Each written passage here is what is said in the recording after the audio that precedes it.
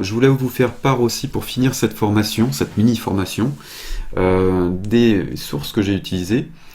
Ça vous permettra d'approfondir certains points, notamment parmi ces sources on va retrouver les modalités et règles de valorisation des éléments financiers en DSN. La dernière mise à jour ça date de novembre 2015, donc c'est sur le site DSN Info. Les mesures d'activité et d'absence dans la DSN, 17 novembre 2015, c'est aussi sur le site DSN Info, et c'est intéressant puisque vous avez des exemples. Le PDF fiche salaire rétabli du 13 novembre 2015, même site toujours.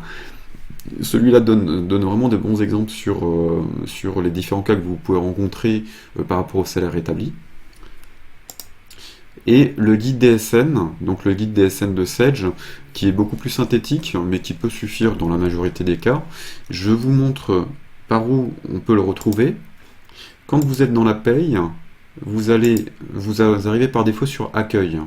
Ce que vous faites, vous allez aller sur PPS, et là vous retrouvez plusieurs guides de paramétrage de la paye, dont ici, votre guide DSN.